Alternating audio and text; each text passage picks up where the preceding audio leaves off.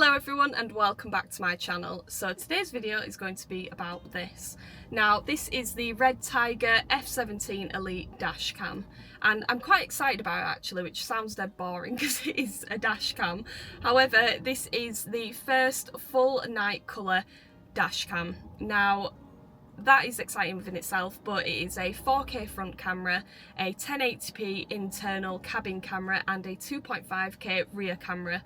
So it seems like it could pack a bit of a punch, this, which is great for like dash cams anyway, for safety reasons, and you know what people are like on the road, but it would be great as well for gathering like future content and stuff if the camera is as good as it claims to be, which I am very excited to get stuck in and test it. So without further ado, we are going to do a quick unboxing, installation, and then I'll actually show you how it works, and we'll kind of go through it together. So without further ado, I hope you enjoy the video. So here is my L322 that I'll be installing the dash cam into, and the vehicle that I'm currently using at the minute. So this is going to be my guinea pig for today's video. So here's the box the Redtiger F17 Elite comes in. Alongside it I've also got the hardwire kit, which is essential if you want to use the parking guard feature, and that's definitely something that I'll be using. This kit comes with clear instructions on how to install it. So first of all, we've got a quick diagram just showing the key features of the front camera, things like power ports, where to insert your SD memory card, etc. Inside this box is a rear camera cable, cable clips, and some adhesive stickers.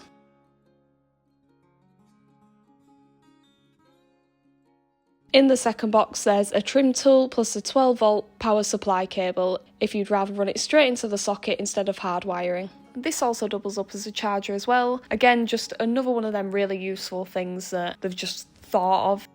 Now onto the main stars, we've got the 4K front camera combined with the 1080p cabin camera as one unit and a separate 2.5K rear camera.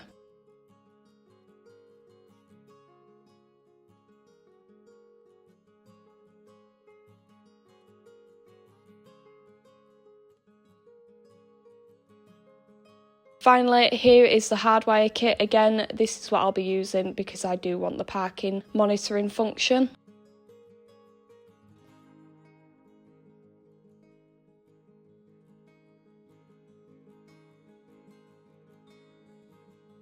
I'm about halfway through the install here, just making sure all the cables are tucked away neatly. The rear camera cable runs up the A-pillar trim, across the headlining and then down, and then through the piece of trim on the tailgate.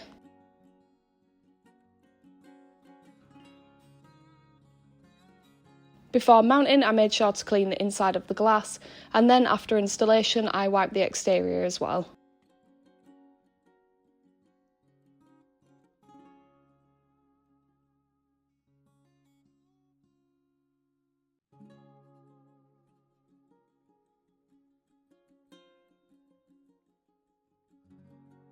Here's how the front camera looks installed. I mounted it on the passenger side just slightly behind the rear view mirror so it stays discreet. The cables are routed up into the headliner, down the A-pillar and then into the fuse box.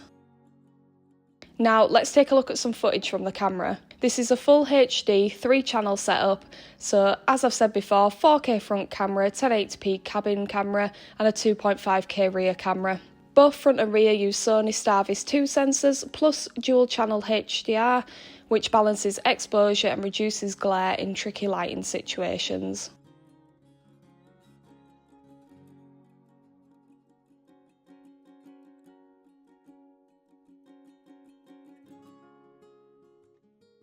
As you can see, number plates are clear and easy to read even from about 5 meters away.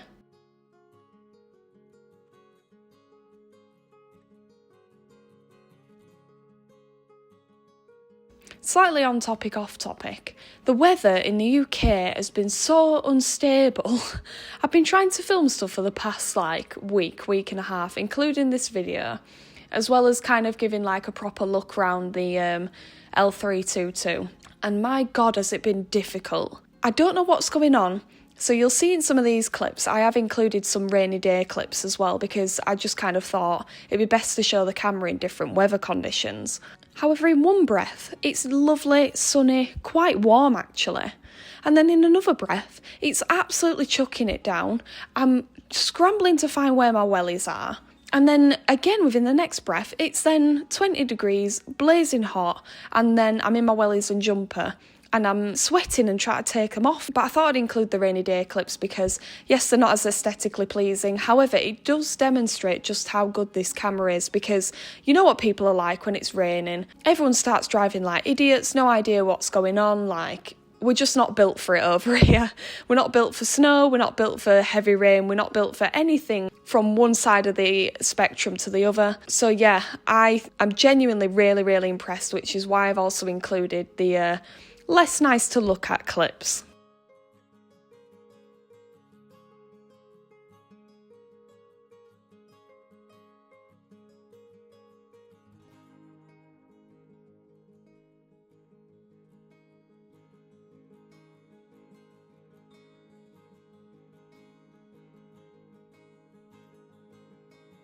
And something really unique about this is it is the world's first full colour night dash cam with an in-cabin view. The difference between a standard night vision camera and this camera is honestly like night and day. Typically, standard cameras use infrared, whereas this is full colour.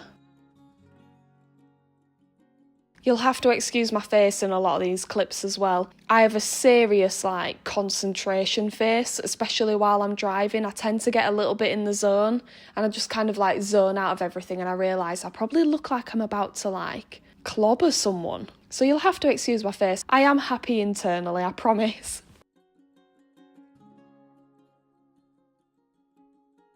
So you can easily toggle through the 3 channels, front, rear and cabin, or view them together, it's completely up to you. The camera itself is very customisable.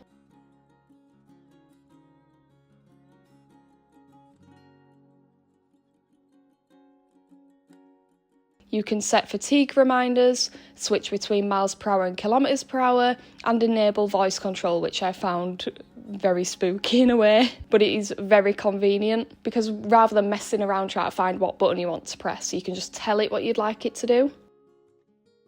Turn off screen. Turn on screen. One of the biggest reasons I chose the hardwire kit is for this feature right here, the parking guard. So once the car is turned off, the camera switches into parking mode and continues to monitor everything that's going on around it. And it doesn't just sit there recording hours of just empty footage. Instead, it uses time-lapse recording and motion detection to capture what really matters. That means if someone bumps into your car, opens a door into it, or even walks suspiciously close, the camera automatically saves that clip. And because this camera has full colour night vision, you actually get clear, usable footage even in low light car parks and such. With this as well, you can choose how long you would like the parking guard to stay active. In my settings, I have it at 12 hours, but you can increase or decrease this depending on how you use your vehicle.